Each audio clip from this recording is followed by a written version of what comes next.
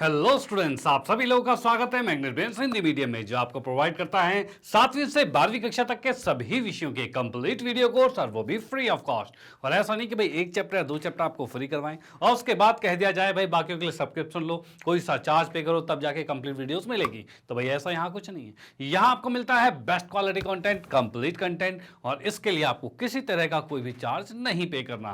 भाई ये तो बहुत अच्छी बात। चलो इसी बात के साथ करते हैं आज के सेशन को स्टार्ट। तो आज हम पढ़ने वाले हैं त्रिभुज चैप्टर, जो कि कक्षा 10वीं का पार्ट 6 है, और इसमें हम कर रहे हैं इसके माइंड मैप को। भाई इसमें इसके माइंड मैप को यानी कि आज हम इस पूरे चैप्टर को एक मैपिंग के थ्रू करेंगे। यानी कि देखो चैप्टर में बहुत सारी चीज़ें हैं, लेकिन आप कभी कभी कोई चीज़ मिस कर जाते हो कि कोई चीज़, ये कॉन्सेप्ट याद ही नहीं भाई कौन से कोने में था, भाई पता नहीं चला। लेकिन यहाँ पर हम इसको पूरे एक मैप के थ्रू करेंगे, यानी कि आप उसमें हर चीज़ को अपने अपने एकदम आंखों के सामने देख पाओगे, और जिससे कि फिर आपका कोई भी कॉन्सेप्ट कहीं भी छूटने के चांसेस ही नहीं होंगे। ओके तो भाई इस सेशन को करते हैं स्टार्ट। बहुत ही इंपॉर्टेंट सेशन है, आखिर तक बने रहना, और भाई बिल्कुल भी इसको मिस मत करना, बिल्कुल भी स्किप मत करना इसको। ओके और इस सेशन को अपने फ्रेंड सर्कल में भी जरूर शेयर कर देना, जिससे भी उनको भी इसका फायदा मिल पाए। ओके चलो भाई करते हैं सेशन को स्टार्ट। अच्छा, चैप्टर को स्टार्ट करने से पहले हम एक चीज समझते हैं कि इस चैप्टर में अभी तक इससे पहले हम क्या क्या चीजें पढ़ चुके हैं। तो भाई इससे पहले हम त्रिभुज में इसमें एनसीईआरटी का पूरे सॉल्यूशन को कवर कर रखा है हमने, ठीक है, जिसमें इसके उदाहरण प्रश्नावली सारे क्वेश्चंस कंप्लीटेड है। साथ ही साथ आपके बोर्ड के एग्जाम के पॉइंट ऑफ व्यू से एमसीक्यूज की सीरीज भी हमने पूरी कंप्लीट कर रखी है, और साथ ही मोस्ट इंपॉर्टेंट क्वेश्चन जो इस चैप्टर के आधार पर है वो भी पूरे कंप्लीट हो चुके हैं। भाई जिसने नहीं देखे वो जरूर देख लेना। ओके और इसका एक कंप्लीट वन शॉट रिवीजन भी हो चुका है। तो ये इतनी सारी चीज़ें हो गई है, जिसने ये वीडियोस देखी होगी भाई वो तो एक्सपर्ट हो चुका होगा, और भाई जिसने नहीं देखे वो जरूर देख लेना, क्योंकि वो आपके बोर्ड के पॉइंट ऑफ व्यू से बहुत ही ज़्यादा इंपॉर्टेंट होने वाला है। और आज हम देख रहे हैं इसके माइंड मैप को, जो कि इन सब को फाइनलाइज करने वाला है, यानी कि आज हम इसको बिल्कुल कंप्लीट करने वाले हैं। ओके चलो, तो यहाँ पर सबसे पहले हम देखेंगे भाई त्रिभुज चैप्टर में हमें क्या क्या चीज़ें पढ़नी है। तो भाई इसमें सबसे पहले हमारे पास क्या आता है, तो समकोण त्रिभुज के प्रमेय पाइथागोरस। भाई समकोण त्रिभुज उसमें जो पाइथागोरस प्रमेय था उसके आधार पर चीज़ें हैं यहाँ पे। उसके बाद नेक्स्ट आता है समरूपता के आधार पर। भाई समरूपता के आधार पर कुछ प्रमेय हैं और कुछ रिलेशंस है, वो हम देखेंगे।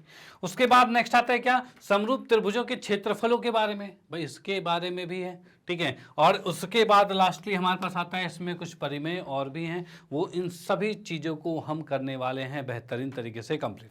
ओके चलो भाई देखते हैं सेशन को स्टार्ट करते हैं और देखते हैं भाई इसमें क्या क्या चीजें हैं यहाँ पे। तो सबसे पहले हम आते हैं किस पे, समकोण त्रिभुज प्रमेय पाइथागोरस के बारे में। तो भाई प्रमेय पाइथागोरस के बारे में बात की जाए तो इसके अंदर सबसे पहली बात क्या होती है भाई, पाइथागोरस से पहले की बात कि भाई अगर कोई समकोण त्रिभुज लेते हो, समकोण त्रिभुज से क्या तात्पर्य है, यहाँ पर कोण बी जो है वो समकोण है, कोण बी जो है वो आपका समकोण है। अब उस कंडीशन में यदि किसी समकोण त्रिभुज के समकोण वाले शीर्ष से यानी बी से कर्ण पर लंब खींचा जाए, ये कर्ण एसी है, देखो जब ये 90 का है तो उसके सामने वाला कर्ण होगा, तो कर्ण पर एक लंब खींचा जाए, तो लंब के दोनों और त्रिभुज, जो लंब के इधर भी त्रिभुज है इधर भी त्रिभुज है, भाई दोनों और त्रिभुज है, तो दोनों और त्रिभुज संपूर्ण त्रिभुज के और एक दूसरे के समरूप होते हैं। यानी कि क्या हो रहा है भाई, ये त्रिभुज जो है ये इधर वाला त्रिभुज जो ADB है, ठीक है ना, और ABC है, ये मतलब बड़ा त्रिभुज और ये छोटा त्रिभुज समरूप होगा। वैसे ये छोटा और ये पूरा बड़ा भी समरूप होगा, वैसे ये दोनों आपस में भी समरूप होंगे, जो कि यहाँ पर लिखे ये तीनों चीजें लिखे कि ADB, भाई ADB कौन सा है, ADB जो है वो ABC के समरूप है, और BDC जो है ये समरूप किसके आ रहा है भाई, BDC की बात की जाए तो ये ABC के समरूप आ रहा है, और उसके बाद भाई ADB जो है वो हमारा किसके गए, तो BDC के समरूप है। तो तीनों समरूपता हो गए, कौन कौन सी दोबारा एक बार बता देता हूँ, ये छोटा वाला बड़े के, इधर छोटा वाला पूरे बड़े के, और ये छोटा इस छोटे के आपस में समरूप है। भाई ये तीनों चीज़ें समरूप हो रही हैं, और जब तीनों चीज़ें समरूप हैं तो भाई ये ही एक रिलेशन बता रहा है 90 डिग्री, यानी कि भाई समकोण त्रिभुज का, ठीक है, कि भाई अगर उसमें समकोण वाले शीर्ष से अगर एक लंब खींचा जाए तो इस तरह से इनके त्रिभुज जो होते हैं वो समरूप होते हैं। समरूप से क्या तात्पर्य है, तो समरूप से तात्पर्य यह है ऐसे दो आकृति जो देखने में समान रूप में हो, भाई समरूप मतलब समान रूप में होंगे, ठीक है, लेकिन उनका आकार बड़ा छोटा हो सकता है। यानी कि अगर कहा जाए कि ये त्रिभुज, अगर मैं वैसे जनरली कहूं एक वृत्त है और एक बड़ा वृत्त है, भाई देखने में तो दोनों वृत्त ही है ना, भाई ये छोटा है और बड़ा है, लेकिन देखने में तो समान रूप के हैं, ठीक है, समझ लो एक बाप है और एक बेटा है, ये चीज हो गया भाई, एक समान रूप के हैं, लेकिन ये छोटा और ये बड़ा, यानी आकृति उसकी बड़ी छोटी हो सकती है, लेकिन उसका रूप जो होता है वो समान होता है, उसे समरूप कहते हैं, और वही चीज यहाँ पर हो रही है। डन, चलो भाई ये चीज हमने यहाँ पर देखा, और उसके बाद हम आते हैं नेक्स्ट पे। तो भाई नेक्स्ट हमारे पास क्या है, समकोण त्रिभुज में परिमेय पाइथागोरस, मतलब इसके अंदर हम पाइथागोरस के परिमेय को डिस्कस करने वाले हैं, जो कि हमारे पास दो तरीके का है, एक है पाइथागोरस परिमेय, एक पाइथागोरस का कन्वर्स यानी उसका विपरीत, वही दो चीजें हैं। तो भाई पहले आते हैं पाइथागोरस परिमेय के बारे में। तो ये कहता है कि एक समकोण त्रिभुज है, भाई कोई एक समकोण त्रिभुज है, उसमें कर्ण का वर्ग अन्य दो भुजाओं के वर्गों के योग के बराबर है, ये चीजें। यानी कि हम यहां पर देख रहे हैं कि अगर ये 90 डिग्री का है तो 90 के सामने वाले को कर्ण कहा जाता है, भाई 90 के सामने वाले को कर्ण कहा जाता है। और कर्ण का वर्ग जो होता है वो बाकी दो भुजाओं के वर्गों के जोड़ के बराबर होता है। डन। भाई कर्ण का वर्ग जो होता है वो बाकी दो भुजाओं के वर्गों के जोड़ के बराबर होता है। ओके, चलो भाई ये चीज ठीक है। अब भाई इसी को का क्या कहा जाता है, इसी को कहा जाता है पाइथागोरस परिमेय, कि भाई ये कहता है कि भाई कर्ण का वर्ग बाकी दो भुजाओं के वर्गों के योग के बराबर होता है। इसको पूरा सिद्ध करना हमने लेक्चर्स में सीखा है और वो आपके एग्जाम में आता है, तो उसकी प्रैक्टिस भी जरूर कर लेना। ओके, चलो भाई अब इसी में इसके विपरीत की बात करते हैं। विपरीत में ये कहता है, देखो इसमें क्या था, अगर 90 आपको दिया है, देखो क्वेश्चन में क्या, एक समकोण त्रिभुज 90 दिया है, तो भाई ये कंडीशन आएगी, भाई कर्ण का वर्ग बाकी दो भुजाओं के वर्गों के जोड़ के बराबर होगा। लेकिन अगर आपको 90 नहीं दे रखा, आपको सिर्फ दे रखा है कि एक भुजा का वर्ग, किसी एक भुजा का वर्ग जो है बाकी दो भुजाओं के वर्गों के जोड़ के बराबर है, अगर ऐसा कंडीशन दे रखा है, जो कि लिखा है किसी त्रिभुज में यदि एक भुजा का वर्ग अन्य दो भुजाओं के वर्गों के योग के बराबर है, तो उस कंडीशन में पहली भुजा यानी AC है, उसके सामने का कोण समकोण होगा, यानी AC के सामने का कोण ये समकोण होगा। तो क्या होगा, समकोण होगा। अगर आपको दे रखा है ऐसी कंडीशन, यानी एक भुजा का वर्ग बाकी दो भुजाओं के वर्गों के जोड़ के बराबर है, तो उस कंडीशन में बड़ी भुजा के सामने वाला कोण 90 का होना ही होना है। ओके, चलो भाई ठीक है। तो आते हैं नेक्स्ट पे। तो ये तो हमारा पाइथागोरस हो गया भाई, इसका परिमेय आपका पूरा आता है एग्जाम में और ये आपको आना चाहिए। ओके, तो इसकी प्रैक्टिस कर लेना, इसको हमने NCERT के सॉल्यूशन में करवा रखा है। ओके, आते हैं नेक्स्ट पे और देखते हैं अगले को। अगला हमारे पास है समरूपता। भाई समरूपता क्या होता है, तो समरूपता की अगर मैं बात करता हूं तो समरूपता के अंदर है संगत कोण बराबर होते हैं। समरूप का मतलब जैसा मैंने बताया कि दोनों का रूप समान है, आकृति बड़ी छोटी हो सकती है। तो इसके अंदर क्या है, हम समरूपता के बारे में देखते हैं। तो ये लिखा है संगत कोण के बराबर तो होना चाहिए, यानी कि कहा जाए A कोण P के बराबर है, ठीक है भाई, और भाई B Q के बराबर है और C R के बराबर है। यानी अगर दो त्रिभुज आपस में समरूप हैं तो उसके संगत कोण बराबर होते हैं, पहली बात तो ये। उसके बाद क्या है, संगत भुजाएं भी समान अनुपात में होती है। क्या भाई, समान अनुपात, बराबर नहीं होती है भाई, ये चीज मत याद रखना कि भाई बराबर होती है, ये समान अनुपात में होती है। और वो कैसे हो रहा है, तो जैसे कि मैं बताऊं कि ये आपका समझ लो कि ये 45 का है, ठीक है, और ये आपका है 65 का, ठीक है, और ये वाला आपका हो जाएगा 6 4 10 और 11, मतलब ये 70 का हो गया, ठीक है। ये चीज आ गया, सेम कोण यहां पर होगा, यानी ये भी 45 का, 65 का और 70 का होगा, यानी कोण तो सारे समान होंगे। ओके, लेकिन इनकी भुजाएं जो होती है वो एक ही अनुपात में होती है। और वो कैसे, तो समझ लो अगर ये 2 का है और ये कितने का है, तो 4 का है, और अगर ये 4 का होगा तो ये इसका कितना होगा, 8 होगा, और ये अगर 6 है तो ये 12 होगा। यानी कहने का तात्पर्य क्या है, एक ही अनुपात का मतलब भाई 2 का दुगुना हो रहा है तो ये भी 4 का दुगुना होगा और ये भी 6 का दुगुना होगा, 2 गुना बराबर है, यानी समान अनुपात में हो रहा है, डबल हो रहा है, ठीक है। तो यही चीज यहां पर कहता है समरूपता, कि अगर दो त्रिभुज समरूप हैं तो उनके संगत कोण बराबर होंगे और भुजाएं एक ही अनुपात में होगी। कोई दिक्कत वाली बात नहीं है, डन, चलो ठीक है। तो इससे कहते हैं ये दोनों त्रिभुज आपस में समरूप हो गए हैं। और जो हमने यहां पर देखा त्रिभुज ABC है वो PQR के समरूप है, यानी पहला कोण पहले के बराबर होगा, दूसरा कोण दूसरे के बराबर होगा, तीसरा कोण तीसरे के बराबर होगा। पहली बात तो ये जब कोण देखते हैं। दूसरे की बात करें, अगर भुजा को देखने की बारी आए तो भुजा की बात करें तो भाई AB भुजा जो है वो PQ के अनुपात में होगा, BC भुजा जो होगी वो QR के अनुपात में होगा, और AC भुजा जो होगा वो PR के अनुपात में होगा ही होगा, ठीक है। ये तीनों इस तरह से अनुपात में होते हैं। ये भी आप इसको उल्टा फुल्टा करके नहीं लिख सकते, इसको अपने अकॉर्डिंग ही लिखेंगे कि संगत कोण बराबर हो दिखने चाहिए, ऐसे ही लैंग्वेज। ओके, अब आते हैं नेक्स्ट पे और नेक्स्ट देखते हैं हमें समरूपता के बाद क्या है। तो यहां पर हमने देखा कि समरूप त्रिभुजों के क्षेत्रफल के बाद में, यानी कि अगर दो त्रिभुज आपस में समरूप होते हैं, जैसे हम देख पा रहे हैं ये ABC और PQR अगर यहां समरूप दिया हुआ है, कंडीशन क्या हो रही है, अगर ये दो त्रिभुज समरूप दिए हुए हैं तो इन दोनों त्रिभुजों के क्षेत्रफलों का अनुपात जो होता है वो उनके भुजाओं के अनुपात के वर्ग के बराबर होता है। डन, भुजाओं के अनुपात के वर्ग के बराबर है, स्क्वायर के बराबर है, चाहे कोई सी भुजा ले लो, क्योंकि भाई इनका जो भुजाओं का अनुपात तो बराबर होगा ही, क्योंकि दोनों समरूप है। और अभी थोड़ी देर पहले हमने पढ़ा कि अगर दो त्रिभुज आपस में समरूप है तो उनके भुजाओं का अनुपात बराबर होगा, यानी इनके बटे में किया जाए तो सब बराबर होगा, लेकिन इनके क्षेत्रफलों का अनुपात जो होता है उनके भुजाओं के अनुपात के वर्ग के बराबर होता है। डन। इसका भी परिमेय बहुत ही ज़्यादा इंपॉर्टेंट है और जिसको हमने एनसीईआरटी के अंदर सॉल्व करवाया हुआ है, और वो भी जरूर प्रैक्टिस कर लेना, ये क्वेश्चन आपके एग्जाम में बोर्ड में जरूर आता है। ओके, तो ये भी बहुत इंपॉर्टेंट है, इसको भी जरूर आपको क्लियर करना है। अब इसके बाद आते हैं नेक्स्ट पे और देखते हैं आगे क्या है। तो आगे की बात हम करते हैं तो इसमें प्रमेय की बात करते हैं। तो प्रमेय में हमें कुछ प्रमेय कुछ इस तरीके का क्या है कि अगर यहाँ पर हम देखते हैं डीई जो है वो बीसी के समांतर होता है, ये कुछ सारांश सा दिया हुआ, ठीक है। अगर डीई बीसी के समांतर होता है तो उस कंडीशन में भाई एडी जो है, ये मैं कह रहा हूँ एडी बटे में क्या आएगा भाई डीबी, एडी यानी इसकी बात करें और डीबी, ये दोनों का अनुपात जो होगा वही इसका और इसका अनुपात होगा। यानी कहा जाए मान लो कि ये 4 का है, ये 2 का है, तो ये भी 4 और ये का 4 ना लिख के मैं इसको लिख दूं, ये 6 का है तो ये कितने का होगा 3 का होगा, यानी अनुपात बराबर। यानी कि मैंने लिखा 4/2 बराबर 6/3।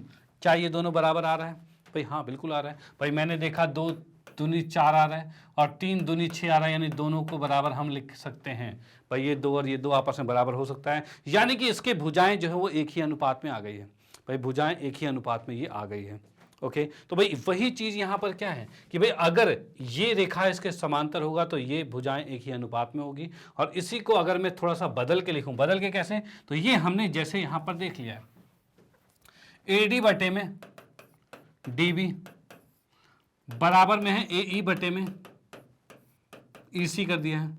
अगर इसमें क्या करा जाए, दोनों तरफ एक जोड़ दिया जाए भाई, दोनों तरफ अगर एक जोड़ दिया जाए तो क्या होगा, तो भाई डीबी को इधर जोड़ेंगे तो एडी और डीबी, भाई ये अगर एक जोड़े तो एलसीएम लेंगे तो एडी प्लस में डीबी आएगा और बटे में आएगा डीबी।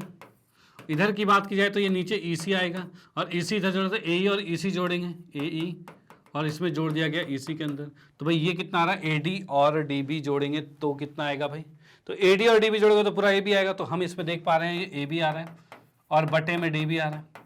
और इधर की बात की जाए तो भाई ए ई और ई सी जोड़ेंगे तो पूरा ए सी आएगा। तो हमने यहाँ पर देखा भाई ए सी आ रहा है और बटे में ई सी आ रहा है। Done, no problem, everything is okay. चलो भाई ठीक है, तो यहाँ हमने देखा कि भाई ए बी बटे में डी बी बिल्कुल ठीक है और ए सी बटे में ई सी ये भी बराबर है, ये चीज आ जाएगा।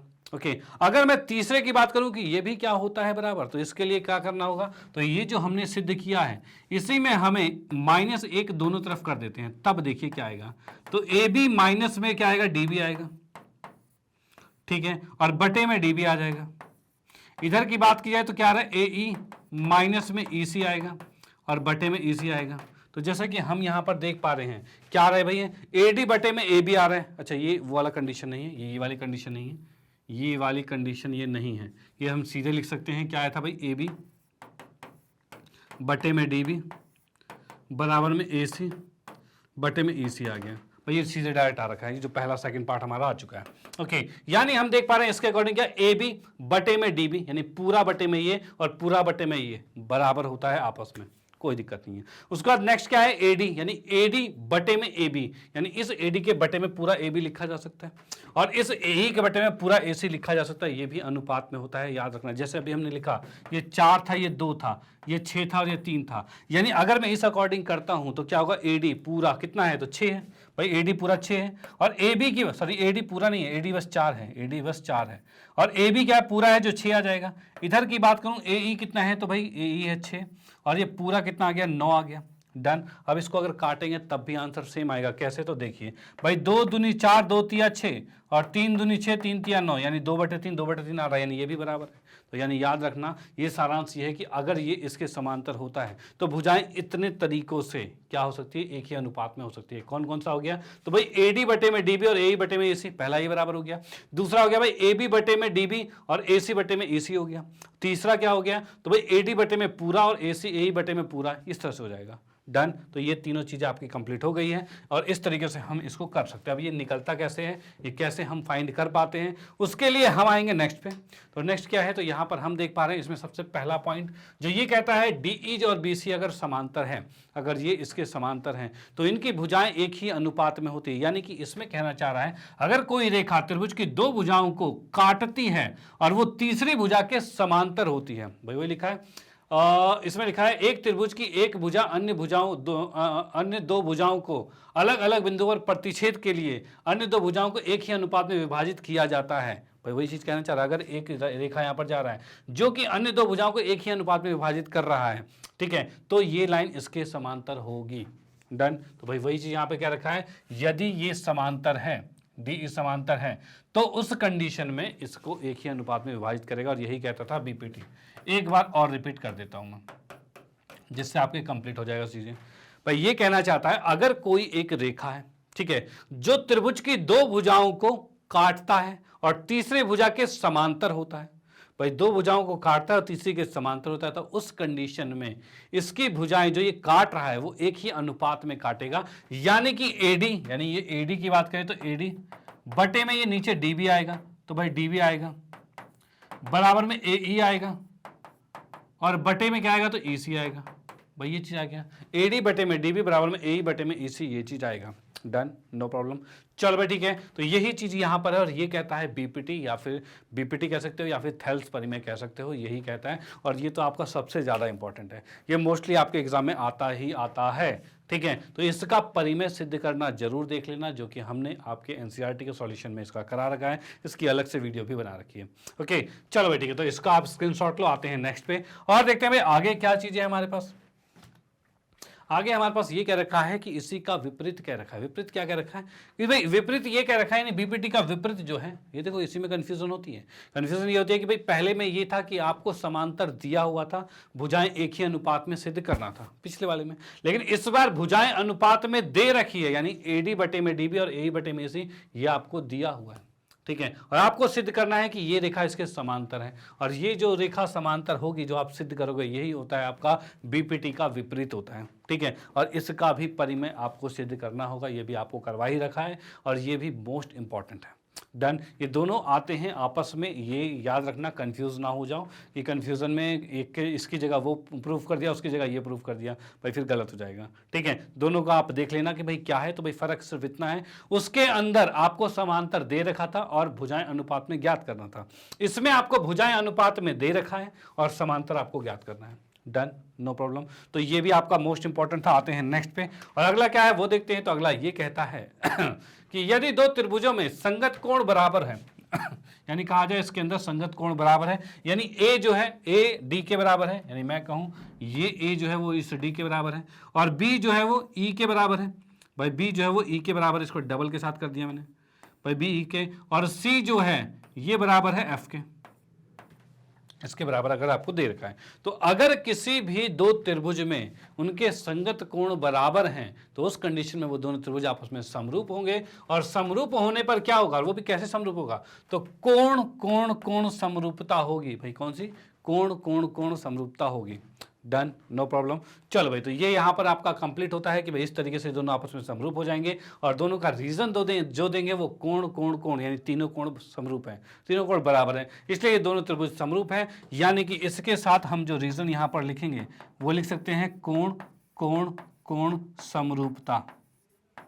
भाई ये चीजें लिखी जा सकती है। और अगर दो त्रिभुज समरूप हैं तो इसका मतलब उनकी भुजाएं भी एक ही अनुपात में होगी, यानी ये जो भुजाएं एक ही अनुपात में दे रखा है, यानी ए बी बटे में कौन सा है, डी ई है, और बी सी बटे में ई एफ है, और ए सी बटे में डी एफ है, यही चीज यहाँ पर होगा। Done, no problem. तो इस तरीके से चीजें आप समझ पा रहे हो कि भाई कैसे दो त्रिभुज समरूप होते हैं। पहला हो गया है कोण कोण कोण समरूपता। उसके बाद नेक्स्ट रीजन देखते हैं वो किससे होता है, इस पे भी परिमेय है, ये भी आप कर सकते हो, ये भी आपको एनसीईआरटी में करवा रखा है मैंने। ओके, अब आते हैं नेक्स्ट पे। तो अगला ये कहता है, चौथा वाला जो ये कह रहा है, यदि दो त्रिभुज में एक त्रिभुज की भुजाएं दूसरी त्रिभुज की भुजाओं के समान अनुपात में होती है, ठीक है। यानी कि इसमें कहना चाहता है कि इस क्वेश्चन में आपको जस्ट ये पता है, कोण नहीं पता, बस भुजाएं पता है कि एक ही अनुपात में है। यानी कि हम कहें कि भाई ये अगर 4 है तो ये हमारा 2 होगा, ठीक है। ये अगर हमारे पास कितना हो गया, और ये हमारे पास 4 की जगह में थोड़ा बड़ा कर देता हूँ, जिससे और को भी बड़ा अच्छा बना सकता हूँ मैं। भाई यहाँ ये 8 किया तो ये 4 कर दिया, ये 6 किया तो ये 3 कर दिया, ये 4 किया तो ये 2 कर दिया। यानी हम क्या देख रहे हैं, भाई भुजाएं एक ही अनुपात में, 8 का ये आधा हो गया, 6 का ये आधा हो गया, 4 का ये आधा हो गया। मतलब ये हाफ हो रहा है। अब ये आधा आधा अगर हो रहा है यानी इसकी भुजाओं का अनुपात बराबर है, यानी कि मैं कहूँ ए बी बटे में डी ई। भाई ए बी बटे में डी ई करूँ तो 4/8, तो ये 1/2 आएगा कट के। भाई 4/8 यानी ए बी बटे डी ई 4/8 आ रहा है। उसका बी सी बटे में ई एफ, बी सी कौन सा है तो बी सी 2 है और ई एफ 4 है, तो 2/4 आएगा। उसके बाद नेक्स्ट हमारे पास आता है सी ए बटे में एफ डी, सी ए कौन सा है तो ये है, तो ये 3/6 है, तो 3/6 कर दिया, डन, ये लिख दिया हमने। भाई जो भुजाएं अनुपात में, अब देखते हैं क्या इनका अनुपात बराबर है, तो देखा तो ये कटा 2 पर सॉरी ये भी वैसे 2 पर कट गया। ओके, यहाँ हम देख पा रहे हैं 1/2 1/2 1/2, everything is okay, no problem. चलो भाई ठीक है, तो यहाँ पर हमने देख लिया 1/2 1/2 1/2, यानी कि तीनों चीजें अगर, यानी हम देख पा रहे हैं तीनों भुजाएं एक ही अनुपात में, और अगर तीनों भुजाएं एक ही अनुपात में आपको दिख जाए किसी भी दो त्रिभुज में, तो इस कंडीशन से हम उन दोनों त्रिभुजों को कह सकते हैं कि दोनों त्रिभुज आपस में समरूप होंगे। और इसका रीजन क्या लिखेंगे, तो इसका रीजन लिखेंगे भुजा भुजा भुजा, साइड साइड साइड, समरूपता। भाई ये आएगा समरूपता, डन। भाई ये समरूपता आएगा, ओके, नो प्रॉब्लम। तो ये यहाँ पर समाप्त होता है, आप इसका स्क्रीनशॉट ले लो, ये भी यहाँ पर फिनिश। अब आते हैं इसके बाद नेक्स्ट पे और देखते हैं आगे का, आगे की क्या बातें हैं वो देखते हैं। चलो भाई देखते हैं। तो यहाँ पर एक रीजन और देख लिया कि समरूपता की कसौटी जो है वो है सब भुजा भुजा भुजा।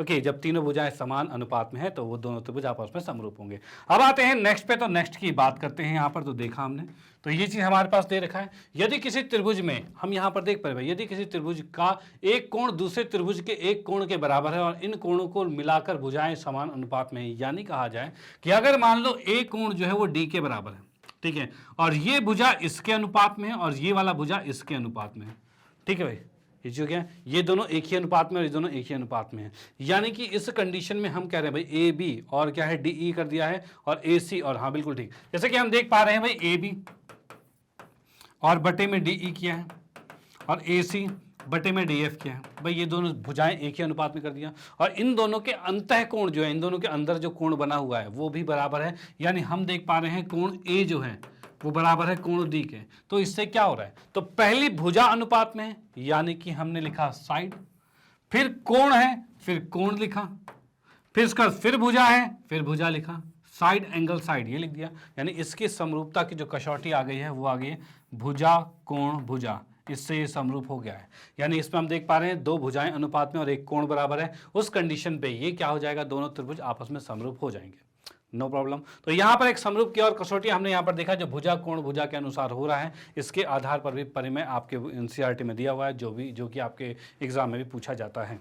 ओके, तो भाई इसको भी आप कर लेना, डन। तो चलो भाई ये भी यहाँ पर समाप्त होता है, और इसी के साथ आज का सेशन भी समाप्त होता है। यानी आज हमने इस त्रिभुज चैप्टर के सभी कसौटियां देख ली हैं भाई, सभी चीजें देख ली यहाँ पर कि भाई समरूपता क्या है, ठीक है, पाइथागोरस किस अनुसार से है, समरूपता के अकॉर्डिंग उनके क्षेत्रफलों का अनुपात उनके भुजाओं के अनुपात के वर्ग के बराबर होता है, ये देखा, ठीक है भाई। पाइथागोरस में भी दो परिमेय थी, दोनों को देखा। बीपीटी परिमेय देखा भाई, बेसिक प्रोपोर्शन थ्योरम जो है, यानी कि थेल्स परिमेय जो है उसको हमने देखा, ठीक है, और उसमें भी हमने देखा उसके भी दो पार्ट हैं, वो किस तरीके से हैं। यानी आज हमने इसके पूरे चार्ट को प्रिपेयर कर लिया कि भाई क्या क्या चीजें इस हमारे चैप्टर में हैं जो हमें आनी चाहिए, और इनके आधार पर क्वेश्चंस तो आते ही, डन। तो यहां पर हमने त्रिभुज का माइंड मैप कंप्लीट कर लिया है, आपने ये देख लिया होगा, तो भाई आपको समझ में आ गया होगा कि हमारे इस चैप्टर में क्या क्या चीजें हैं और क्या क्या चीजें हमें पढ़नी थी, और क्या आप पढ़ चुके हो, और अगर आप नहीं पढ़ चुके हो तो आप इस चीज को पूरा पढ़िए, क्योंकि यहाँ की इस चैप्टर से रिलेटेड सारी वीडियोज आपके यहाँ पर मैग्नेट ब्रेन हिंदी मीडियम के चैनल पर अवेलेबल है,